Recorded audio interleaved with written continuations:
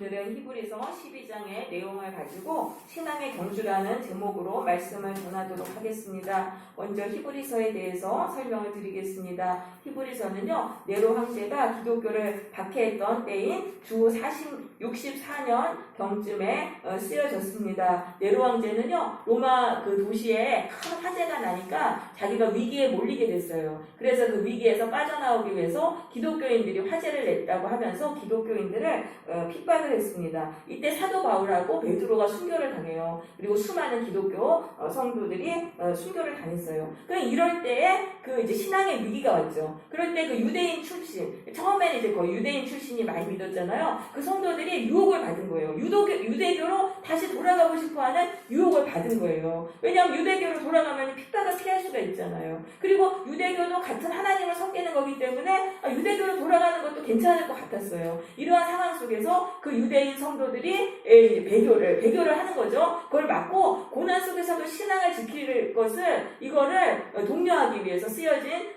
이 책이 바로 히브리서가 되겠습니다. 그래서 우리가 이제 초대교회에서 이제 그 예수님이 그 부활승천하신 교회가 막 퍼져나가고 그렇게 했는데 이런 박해가 왔단 말이에요. 그래서 우리가 이 신앙의 길에는 반드시 위기가 있어요. 위기가 있고 이 위기를 뛰어넘으면서 우리가 신앙을 지켜야 되는 거예요. 지금도 이제 코로나로 인해 가지고 위기가 왔잖아요. 예배가 이렇게 지금 제한이 되고 또 교회에 좀 갈 수 없는 상황도 되고 교회 가는 것이 사회의 눈치를 또 받게 되고 하면서 이 기회에 그냥 신앙을 포기해버릴까 그렇게 유혹을 받는 사람들도 있을 거예요. 근데 그러면 안 된다는 거예요. 우리는 위기의 때에 이 위기, 고난도 감당하면서 이 위기를 견디는 그런 신앙을 가져야 된다. 이걸 말하는 것이 히브리서 12장이 되겠습니다.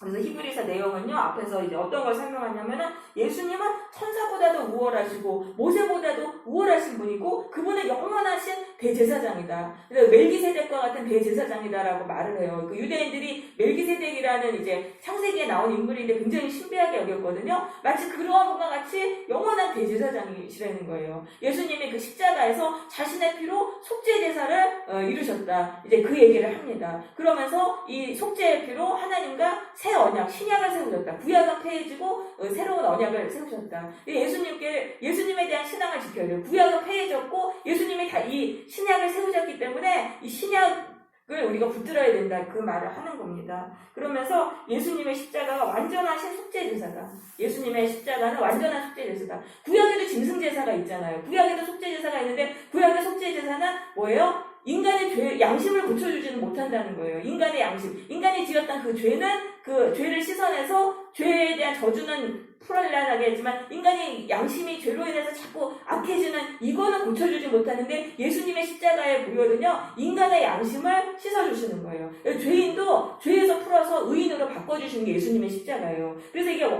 온전하신 속죄제사다는 거죠. 그래서 구약으로 돌아가면 안 되는 게 구약은 뭐예요? 율법에 순종하면은 축복받고 율법에 불순종하면 저주잖아요. 근데 우리가 모두 다 죄인이기 때문에 율법에 순종할 수가 없는 거예요. 이거 죄인은 영원히 복을 못 받는 거예요. 구약에 있으면 안 되는 거죠. 예수님의 십자가를 통해서 우리가 속죄받으면은 죄인도 의인으로 고침받아요. 불순종하는 마음에 순종하는 마음을 고침받아서 이제 복을 받는 것입니다. 그래서 예수님을 우리가 이렇게 꼭 붙들어야 되는 것입니다. 예수님은 완전하신. 그래서 이 완전하신 속죄를 이루셨다. 그래서 이 구약과 신약을 완전히 분리된 것으로 보시면 또 안 되는 거예요. 구약은 폐해지고 예수님이 신약을 세우셨는데 이 신약은 구약을 보완해서 완성하신 거예요. 더 좋은 것을 주신 거예요. 그래서 이제 구약의 시대는 없으니까 구약은 다 떼버려야지. 이러면 안 되고 구약의 그 뿌리에서 히브리 사상에서 이 신약을 이해를 하셔야 됩니다. 그러지 않으면은 이게 막 이상한 종교 쪽으로 막 가버리는 거예요. 그래서 그 구약을 이제 보완하신 것이 예수님의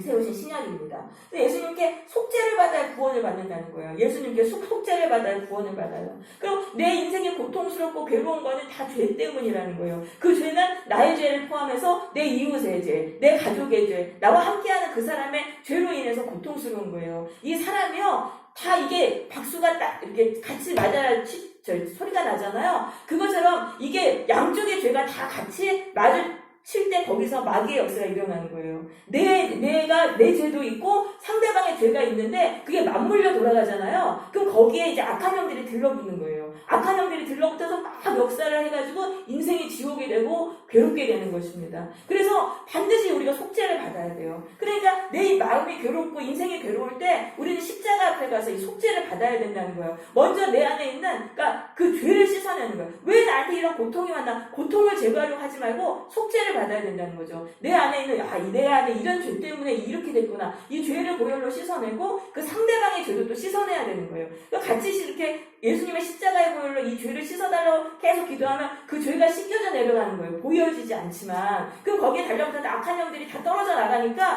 확 달라지는 거예요. 여러분 이 속죄 이 받는 기도를 꼭 해야 돼요. 그냥 믿기만 하면 안 된다는 거예요. 예수님이 내 죄를 위해서 죽으셔서 그걸 믿기만 하면 안 되고 구체적으로 인생의 문제와 괴로움이 딱 닥칠 때 거기는 죄를 통해서 마귀가 역사하는 거잖아요. 내 죄를 구체적으로 씻어내는 거예요. 보혈로 씻어내고 또 저 사람의 죄를 구체적으로 보혈로 씻어내고 이거 두 개를 다 해야 된다는 거죠. 그러면 거기서 이제 죄가 씻겨져 나가면 마귀가 떨어져 나가요. 그러면 내 마음은 평안이 와요. 마음은 평안이 오고 상황도 확 달라져요. 너무너무 고통스러운 상황이었는데 이게 갑자기 확 달라지면서 뭔가 풀어지는 거예요. 이게 바로 구원이라는 거죠. 그래서 예수의 이름으로 속죄를 받으면 블라인드가 바뀌듯이 우리 인생이 바뀌어요. 여러분 이걸 경험하셔야 돼요. 도저히 빠져나올 수 없는 이 고통의 지옥과 같은 인생이다. 거기서 괴로워하는 게 아니라 예수님의 보혈로 그 죄를 씻어내는 기도를 꼭 하세요. 그러면 이게 확 달라진다는 거예요. 그 기도를 끝내면 내 마음에 평안이 오면서 뭔가 확 달라져 있는 것들을 경험하게 되실 겁니다. 그래서 우리가 예수님이 우리를 모든 인생의 고통에서 해방하시는 거예요. 그러니까 예수님에 대한 믿음을 끝까지 지켜야 되는 거예요. 고난이 와도 이 믿음을 포기하면 안 되는 거예요. 그러니까 사탄 마귀는 계속해서 우리를 죄와 저주와 고통의 인생이 되게 하기 위해서 예수님에 대한 신앙을 포기하게 만드는 거예요. 그러니까 그 위기가 오는 거는 사탄이 우리가 예수를 믿고 구원받지 못하게 하려는 방해인 거죠. 그래서 우리가 그걸 뚫고 나가야 되는 거예요. 11절에 보시면 믿음장 11장 히브리서 11장의 믿음장이잖아요. 수많은 그 믿음의 선배들, 구약의 인물들을 이렇게 나열을 합니다. 그럼 그들 중에는 이 믿음의 길을 가서 승리하고 축복받은 사람들도 있지만 그들은 믿음의 길을 따라 가다가 고난당하고 순교를 당한 자들도 있었다. 이제 그런 얘기를 하는 거예요. 그런 자들도 많이 있었다. 그래서 믿음의 길은 뭐냐 하면은 바로 고난도 감당하는 게 믿음의 길이라는 거예요. 꼭 꽃길만이 아니라는 거예요. 이렇게 순교의 위기가 오고 어려움이 와도 거기서도 내 신앙을 지키는 게 바로 믿음의 길이다. 그 얘기를 이제 하면서 우리가 이제 12장으로 들어가는 것입니다.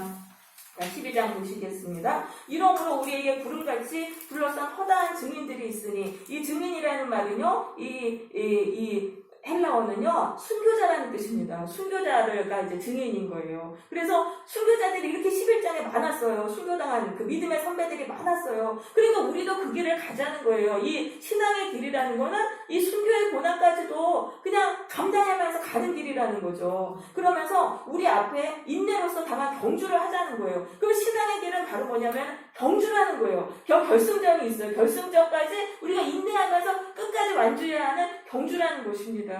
그래서 경주는요, 도중에 포기하면 안 돼요. 우리는 이제 이 구원, 예수님이 약속하셨잖아요. 모든 저주와 고통에서 풀어주시고 우리에게 천국의 인생을 누리게 해주겠다는 그 약속을 주셨어요. 그걸 얻을 때까지 우리는 정말 끝까지 완주를 해야 된다는 거죠. 도중에 포기하면 안 된다는 거예요. 그럼 우리가 이 신앙의 경주를 막 하고 있는데 인내를 해야 돼. 끝까지 가기 위해서. 그러려면 이제 몸을 가볍게 해야 되잖아요. 이 몸을 되도록 가볍게 해야지 경주를 잘할 수 있잖아요. 그래서 우리가 뭐를 벗어야 되냐면은 무거운 것은 뭐냐면은 이 죄를 벗어버리라는 거예요. 우리가 이 예수님께 구원받으려고 막 우리는 보이지 않는 경주를 막 하고 있는데 그때 죄를 버려야 돼요. 그 죄는 뭐냐면 이 세상을 사랑하는 마음, 내가 화려하게 되고 내가 쾌락을 누리고 싶고 이런 이 막 욕망들 있잖아요. 그리고 또 내가 사람을 미워하고 뭐 사랑하지 못하고 용서하지 못하고 이런 죄들, 이런 것들을 다 벗어버려야 되는 거예요. 그 죄와를 가지고 그냥 이게 신앙의 경주를 하면은 이게 너무 힘든 거예요. 무거운 거를 그냥 잔뜩 짊어지고 경주를 하는 것 같으니까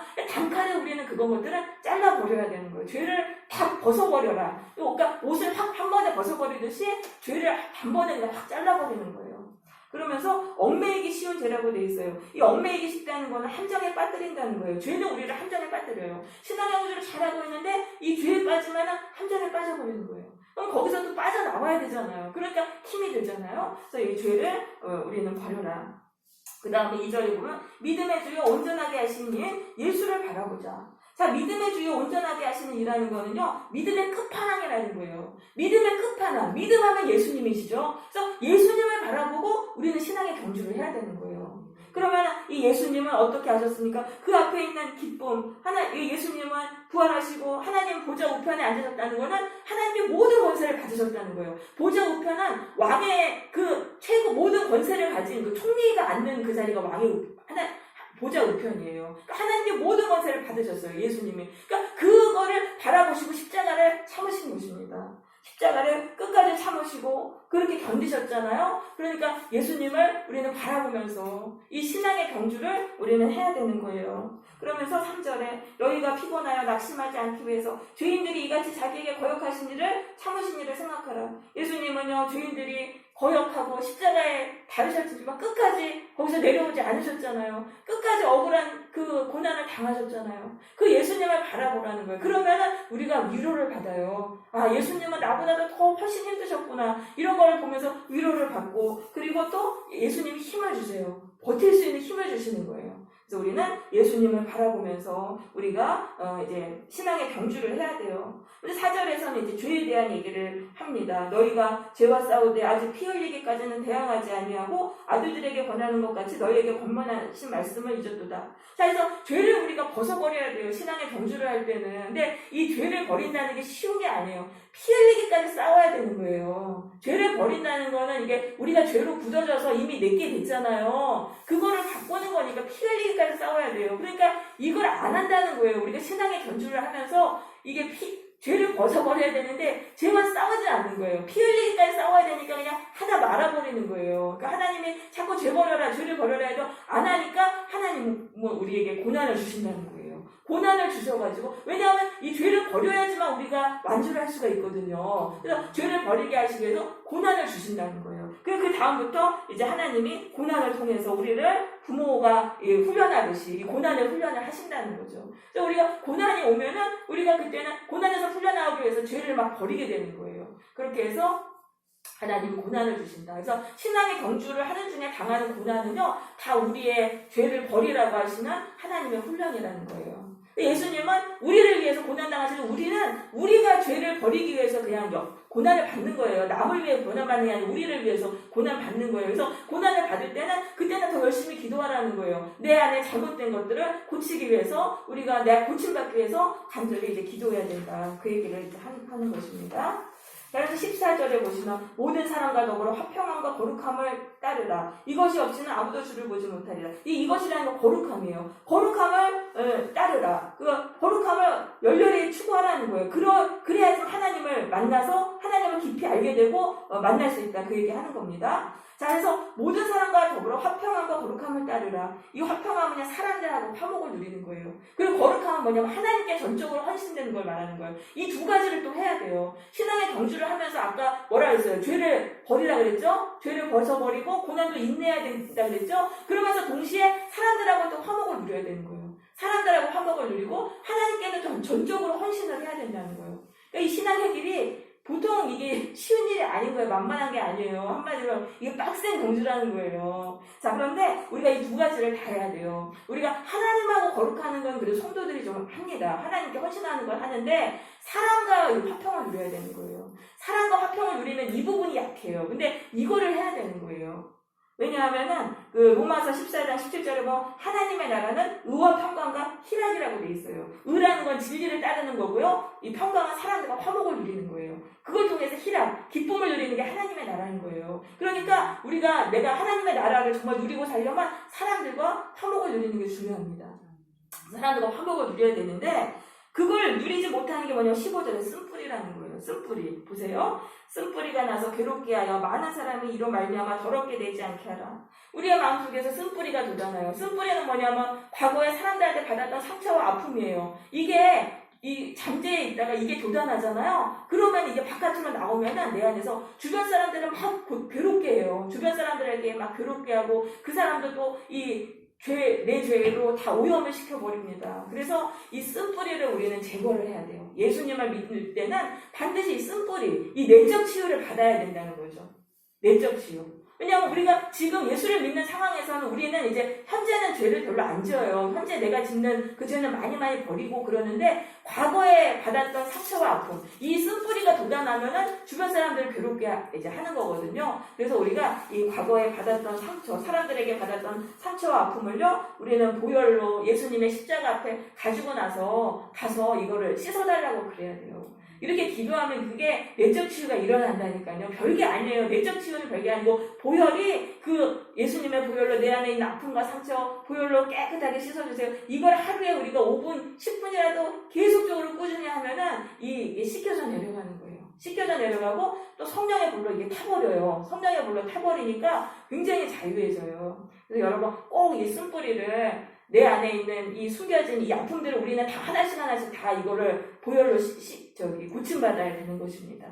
네. 그리고 그 다음에 이제 에서와 같은 자가 되지 않도록 하라고 말씀하세요. 16절 보세요. 에서는 뭐예요? 한 그릇 음식을 위해서 장자의 명분을 판 에서와 같이 망령된 자가 없도록 살피라. 망령됐다는 건 뭐냐면요, 신앙이 없는, 불경건한 이런 뜻입니다. 거룩함의 반대죠. 에서는 그런 사람이었어요. 에서는 장자권을 받았어요. 장자에게 주신 하나님의 축복권을 받았는데 그걸 귀하게 여기지 않고 사냥 갔다 와서 배가 고프니까 동생 야곱이 팥죽을 이제 쑤어주니까 그거를 나한테 달라 그러니까 야곱이 그 장자권 팔으라고 할 때 그거를 팔아버렸잖아요. 그러니까 하나님이 주시는 축복을 그걸 하찮게 여기는 그러한 일을 하지 말아야 된다는 거예요. 하나님이 주시는 이 축복권이 엄청난 거예요. 우리가 예수를 믿고 이렇게 교회에 다닌다는 게 엄청난 복인 거예요. 이렇게 예배를 드릴 수 있다는 게 엄청난 복이에요. 왜냐하면 이 예배를 통해서 천국의 모든 복이 쏟아지는 거예요. 근데 이거를 귀하게 여기지 않고 그냥 뭐 돈 벌기 위해서 주일 예배 포기하고 그 다음에 사람들하고 놀러 가기 위해서 주일 예배 포기하고 이러면 안 되는 거예요. 이거를 귀하게 여기고 우리는 이걸 지켜야 된다는 그러한 말씀이죠. 그러면서 그 17절에 보시면은 그 에서가 나중에 이제 축복을 빼앗겼잖아요. 축복권을 빼앗기고 나서는 눈물을 흘리면서 다시 애원하면서 아버지에게 다시 장자 축복권 나한테 달라고 할 때 그때 이미 이제 안 된다. 이미 이제 끝났다. 그랬잖아요. 그러니까 축복권을 한번 뺏기면 다시는 오지 않는 거예요. 그러니까 우리는 이 하나님이 주신 이 신앙을 우리는 꼭 지켜야 되는 거예요. 그래서 한마디로 정신을 차려야 돼요. 정신 차려야 돼요. 에서처럼 이 세상의 것에 정신 팔려서 한순간에 축복을 빼앗기면 안 된다는 거죠. 그래서 정신을 차리고 우리는 하나님이 주시는 복을 귀하게 여겨야 되는 거예요. 귀하게 여기는 자가 하나님께 복을 받습니다. 이 예배를 귀하게 여기고 나에게 이 예배를 섬길 수 있는 이걸 주셨다는 거, 이 상황을 주셨다는 것들을 우리는 귀하게 여기고 지켜야 되겠습니다. 네, 그래서 이 신앙의 경주는요, 마라톤이에요. 그거는 절대 만만하지 않아요. 이 신앙의 경주를 갈 때 죄를 버려야죠. 고난도 견뎌야죠. 또 사람들하고 또 싸우면 안 돼요. 화평함을 이루어야 되니까. 그러니까 막 속 터지고 막 화가 나도 그냥 참는 거예요. 참으면서 또 이 세상의 그 유혹, 화려한 것들, 세상의 좋은 것들, 그런 것에 대한 그런 유혹이 계속 와도 하나님께 점점 헌신하면서 예배를 지켜야 되고, 이거 굉장히 참 어려운 일이죠. 그러면서 또 우리가 이제 쓴뿌리를 계속 제거해야 된다는 거예요. 쓴뿌리가 나오면 또 사람들하고 관계가 파괴되니까. 그래서 내가 가는 곳마다 사람들하고 자꾸 부딪힌다. 이거는 내 안에 쓴뿌리가 있는 거예요. 그래서 이거를 예수님의 보혈로 계속 씻어달라고 이렇게 기도를 해야 돼요. 그러면은 보혈이 그거를 씻어주시고 성령의 불로 태워주셔서 우리 아까 이제 그게 도려져 나가면은 뭐 사람들하고 부딪힐 것도 없거든요. 그래서 이 기도를 반드시 해야 됩니다. 그러면서 우리가 18절부터 보시면은 너희는 만질 수 있고 불이 붙는 산과 침침함과 흑암과 폭풍과 나팔 소리가 말하는 소리가 있는 곳에 이른 것이 아니라, 자, 그 구약의 시내산 율법을 받았을 때를 얘기를 하는 거예요. 이스라엘 백성이 출애굽해서 광야에서 지금 시내산 앞에 딱 도착했어요. 그때 하나님이 막 인지하셔가지고 그때 십계명을 이제 받았잖아요. 그때를 말하는 거예요. 그때 그 시내산 앞에서 막 무서운 현상들이 일어나는 거예요. 막 폭풍이 치고 나팔 소리가 막 들리고, 그러니까 너무너무 두려워가지고 이제 백성들이 하나님을 만나기가 무서워서 모세를 통해서 모세가 혼자 시내산에 올라가서 십계명을 받은 거거든요. 그 얘기를 하면서 이제 너희는 그게 아니다. 22절입니다. 너희가 이른 곳은 시온산이라는 거예요. 너희가 이른 곳은 시온산이고 살아계신 하나님이 계신 하늘의 예루살렘과 천만천사와 장자들의 모임과 이런 얘기를 한 게 뭐냐면은 우리가 예수를 믿으면 우리가 하나님과 언약을 맺는 거예요. 그러니까 구약에서는 모세를 통해서 그 시내산에서 하나님과 언약을 맺었잖아요. 그런데 우리는 이제 예수님을 통해서 언약을 맺게 돼요. 그 언약이 바로 뭐냐면 예수를 믿는 자, 예수님께 믿는다는 걸 순종하는 거죠. 예수님께 믿고 그 말씀을 순종하면 하나님이 구원해 주신다는 거예요. 천국에 부어주시고 완전히 구원해 주신다는, 그 천국에 부어 죽은 이후에만 가는 게 아니라는 거죠. 이 땅에서 완전한 그 구원을 받는 그 약속을 받은 거예요. 그 언약을 내가 예수님을 나의 주님으로 믿겠습니다라고 그렇게 고백하고 그 순간 우리는 그 보이지 않는 이 하늘의 시온산, 하늘의 예루살렘에서 하나님과 언약을 맺는 거라는 거예요. 그리고 그 주변에 천국 천사들이 다 증인이 있고 거기 안에 구원받은 하나님의 백성들이 다 있는 그곳에서 하나님과 언약을 맺었다는 거예요. 그래서 이게 예수를 믿는다는 건 하나님과 언약을 맺는 것입니다. 그래서 이 언약은 반드시 지켜야 되는 거예요. 언약은 반드시 지켜야 돼요. 예수님의 피로 언약을 맺게 되는 25절입니다. 너희는 삼가 말씀하신 일을 거역하지 말라. 땅에서 경고하신 일을 거역한 그들이 피하지 못하였거든. 하물며 하늘로부터 경고하신 일을 배반하는 우리일까 보냐. 그러니까 언약을 깨지 말라는 거예요. 구약의 모세의 율법을 깬 이스라엘 백성들이 어떻게 됐습니까? 바벨론에서 처참하게 멸망당했잖아요. 우리도 마찬가지예요. 예수를 믿겠다고 했으면은 하나님과 언약을 맺은 거예요. 그거를 깨지 말라는 거예요. 여러분, 어떤 어려움이 있다 하더라도 예수님을 믿고 내가 그 길을 가겠다고, 믿음의 길을 가겠다고 언약했으면은 이거를 끝까지 지켜야 된다는 거죠. 이거를 포기하면은 어떻게 됩니까? 우리들은 더 큰 심판을 받게 됩니다. 그래서 히브리서 10장에 한번 가보세요. 10장 우리 28절 보세요. 히브리서 10장 28절 이렇게 말해요. 모세의 법을 폐한 자도 두세 증인으로 말미암아 불쌍히 여김을 받지 못하고 죽었거든. 하물며 하나님의 아들을 짓밟고 자기를 거룩하게 한 언약의 피를 부정한 것으로 여기고 은혜의 성령을 욕되게 하는 자가 당연히 받을 형벌은 얼마나 더 무겁겠느냐. 너희는 생각하라. 그러니까 우리가 이 두려우신 하나님, 심판의 하나님을 우리가 생각을 해야 돼요. 우리가 신약의 성도들은 그냥 은혜의 하나님, 축복의 하나님, 하나님을 너무 만만하게 여기는 거예요. 하나님 무섭다는 걸 몰라요. 근데 그게 아니라는 거죠. 우리가 예수님에 대한 이 믿음을 포기하고 배교를 할 때 그 하나님께 무서운 형벌을 받게 된다. 그래서 후퇴하면 안 된다는 거죠. 신앙의 길에서 후퇴하면 거기는 남떨어져요. 절벽이에요. 그래서 끝까지 우리는 어떠한 위기와 고난과 박해가 있다 해도 앞으로 전진하는 신앙을 가져야 된다.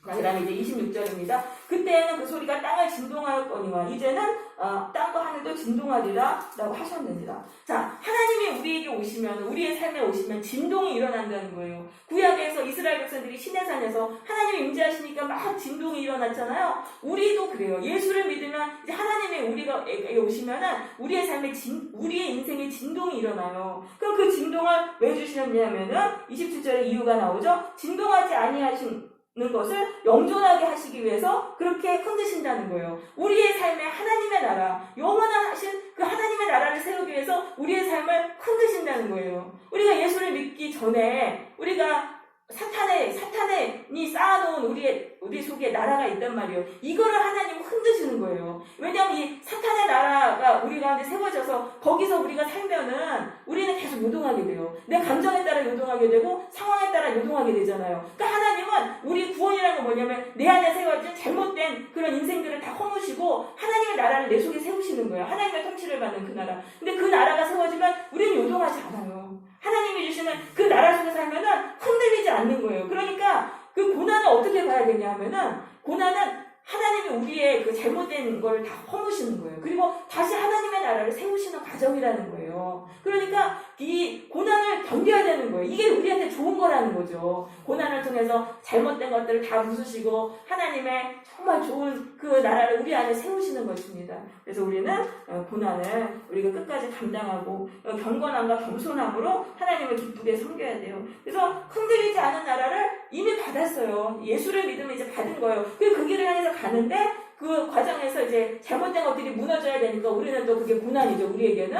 하지만 그걸 견디면은 우리 안에 영원한 하나님의 나라가 세워진다. 그러니까 우리에게 오는 고난도 우리는 다 받아들이자. 그러니까 회피하지 말아야 돼요. 회피하지 말아야 돼요. 고난이 온다고 피해버리면은 좋은 거 못 받아요. 그 고난을 통해서 내 삶에 잘못된 게 다 무너지고 하나님의 나라가 세워져서 우리가 복을 받는 것입니다.